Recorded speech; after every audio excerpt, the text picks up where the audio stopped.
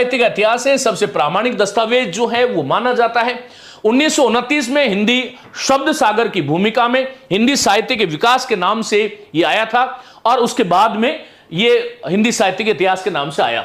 उन्होंने राजा मुंज या राजा भोज को पहला कवि माना है। आचार्य रामचंद्र शुक्ल ने चंद्रबरदाई को हिंदी का प्रथम महाकवि माना है। फिर उसके बाद में हम लोग बात करेंगे कि सर्वमान्य दृष्टि से हिंदी का पहला कवि कौन है। तो प्रथम कवि है सरपा।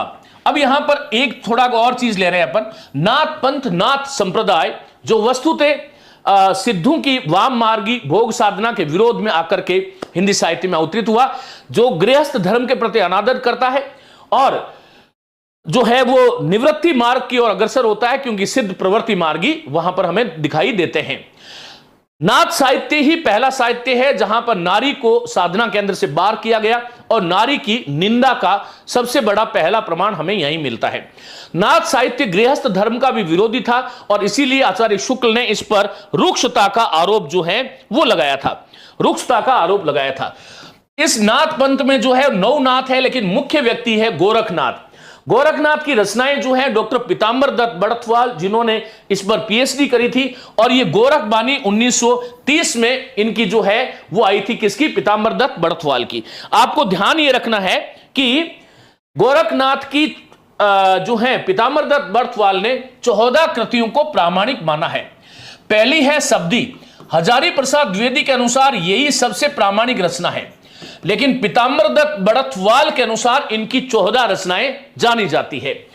वो कौन कौन सी है? शब्दी है, पद है, प्राण सांकली है, शिष्या दर्शन है, नरवई बोध है, अभय मात्रा जोग है, आत्मबोध है, 15 तिथि है, सप्तवार है, मछिंद्र गोरख बोध या केवल गोरख बोध भी इसका नाम आता है। जाग मछिंद्र गोरख आया वो इसी से हम लोग देखते हैं। एक रचना रोमावली है, ज्ञान तिलक है, ज्ञान चौतीसार, पंचमात्रा। नाथ साहित्य के बारे में, गोरखनाथ के बारे में हमने जाना। अब हम लोग जो है इसको ट्रिक से भी आप याद कर सकते हो रचनाओं को। शब्दी पद प्राण में बसे शिष्या के, नरवई अभय आत्म के साथ 15 तिथि में सप्तवार आए, मछिंद्र गोरख रोम गए, ज्ञान तिलक 34 बार पंचमात्रा में लगाने। तो यहां पर ये हो गया।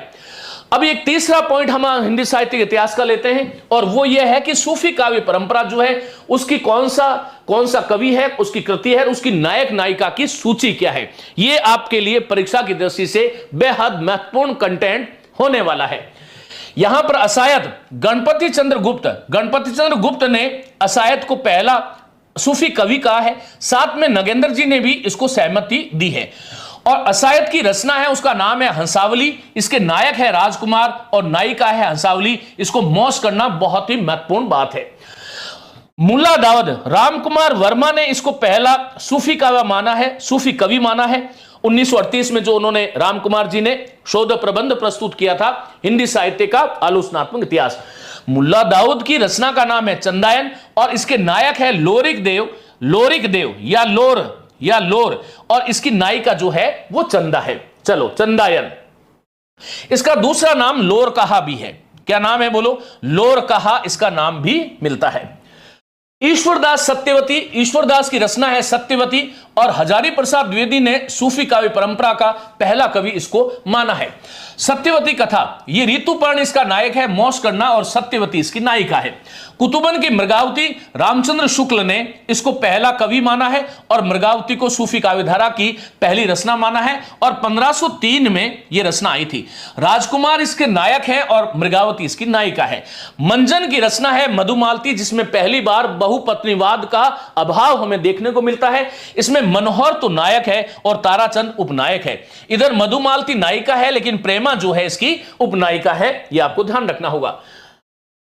फिर उसके बाद में नंददास जो कृष्ण भक्त कवि थे और रूप मंजरी लिखी थी और ये श्री कृष्ण इसमें नायक है और रूप मंजरी इसकी नायिका है।